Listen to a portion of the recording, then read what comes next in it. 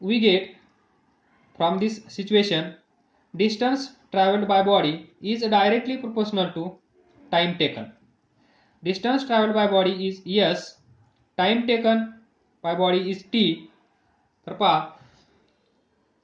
याचा यूज करून आपण डिस्टन्स टाइम ग्राफ ड्रॉ करू शकतो. तर पहा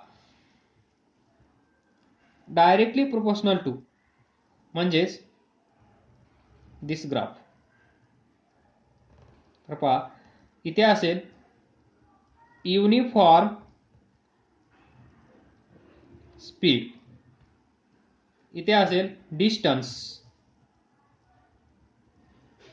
इथे असेल टाइम. तर पहा ही कंडिशन इथे सॅटिस्फाय होत आहे का? Distance directly proportional to time. पहा म्हणजे या पॉइंटचा विचार केला, इथे असेल S1 डिस्टन्स, इथे असेल T1 टाइम. याचा विचार केला, इथे असेल T2 टाइम, इथे असेल S2 डिस्टन्स. या पॉइंटचा विचार केला तर इथे असेल T3 टाइम, इथे असेल S3 डिस्टन्स. इथे असेल T4 टाइम, इथे असेल S4 डिस्टन्स. म्हणजेच S1 directly proportional to T1, S2 directly proportional to T2, S3 directly proportional to T4, S4 directly proportional to T4, T3. This is graph of distance time. तर याच्यावरून पहा जर graph असा असेल straight line तर आपण असं म्हणू शकतो त्या बॉडीचा स्पीड युनिफॉर्म स्पीड आहे.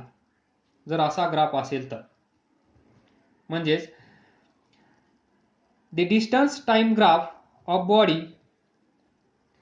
आणि ती बॉडी मूव्ह होत असेल ॲट युनिफॉर्म स्पीड तर तो ग्राफ नेहमी स्ट्रेट लाईन असेल.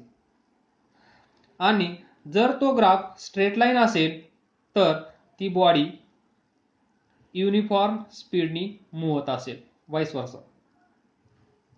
तुम्हाला जर सांगितलं त्या बॉडीचा युनिफॉर्म स्पीड आहे तर तुम्ही काय कराल, असा graph काढाल.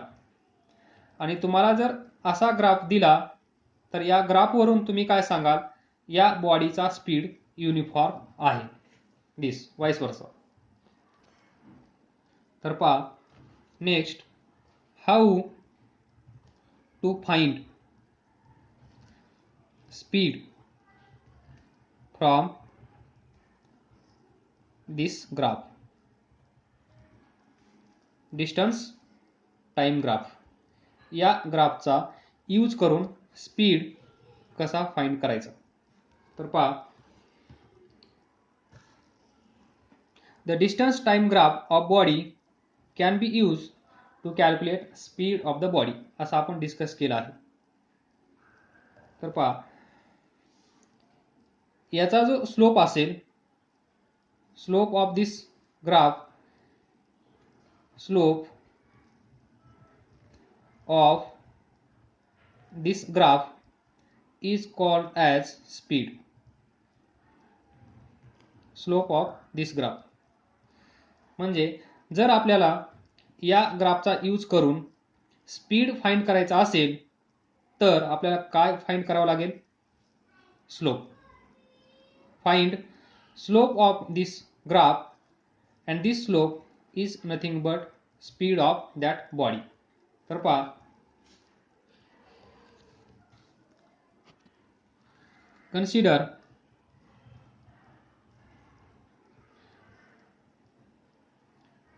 time on x axis, distance s on y axis, and for uniform speed graph is straight line. uniform speed साठी ग्राफ कसा असतो, स्ट्रेट लाईन. तर पहा To find speed, consider point, draw perpendicular on x-axis, draw perpendicular on y-axis from same point. याला A नाव द्या, याला B आणि याला C. तर पहा, what is a slope of this graph?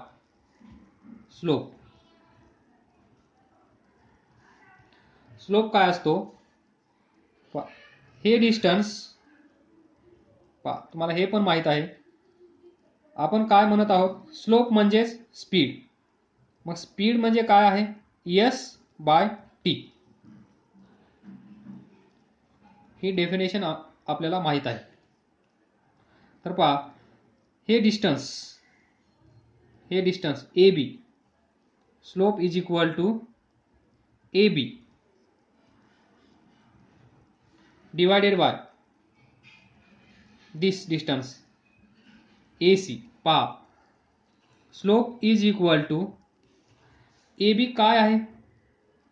AB काय आहे? इथे पहा, AB म्हणजेच हे डिस्टन्स आहे आणि हे डिस्टन्स काय आहे? पहा, ऑन y ॲक्सिस आपण काय घेतला आहे? Distance travel by body. So distance travel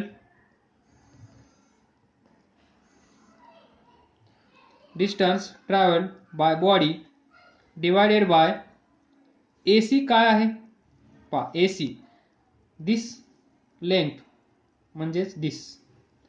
तर एक्स ॲक्सिसवर काय आहे? टाइम. तर AC ला आपण लिहू शकतो टाइम टेकन, स्लोप. तर पहा, आणि स्लोप म्हणजेच स्पीड. तर speed is equal to distance travel divided by time taken. पहा, speed is equal to distance travel divided by time taken. Distance travel divided by time taken हा जो ratio आहे त्या रेशोला आपण म्हणतो स्पीड, आणि तो या ग्राफमध्ये त्याला आपण म्हणत असतो स्लोप.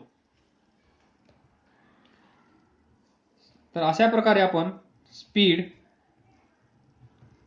फाइंड करू शकतो. हे डिस्टन्स मेजर करायचं AB डिवाइडेड बाय हे distance AC is equal to slope. म्हणजेच शॉर्टमध्ये आपण असं म्हणू शकतो, slope of this graph is called as speed of that body. पहा, स्लोप ऑफ दिस ग्राफ. कोणता ग्राफ आहे हा? Distance time ST graph. Slope of this graph is called or indicates speed of body.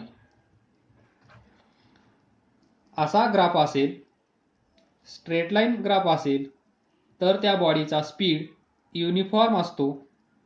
आणि जर आपल्याला माहित असेल त्या बॉडीचा स्पीड युनिफॉर्म आहे, तर आपण ग्राफ असा ड्रॉ करू शकतो. Distance time graph, straight line. Now see, for non-uniform speed. जर तुम्हाला युनिफॉर्म स्पीड म्हणजे काय माहित असेल, तर नॉन युनिफॉर्म स्पीड डिस्कस करण्याची गरज नाहीये. तर पहा, नॉन युनिफॉर्म स्पीड म्हणजे जो equal 1 second 2 metre 1 second 3 metre, 1 second 4 metre, 1 second 5 metre. तर पहा unequal distance travelled in equal interval of time. त्यावेळेस त्या बॉडीचा जो स्पीड असेल त्याला आपण म्हणतो नॉन युनिफॉर्म स्पीड. तर पहा, पहिल्या सेकंदामध्ये 2 मीटर डिस्टन्स ट्रॅव्हल केला आहे. तर पहा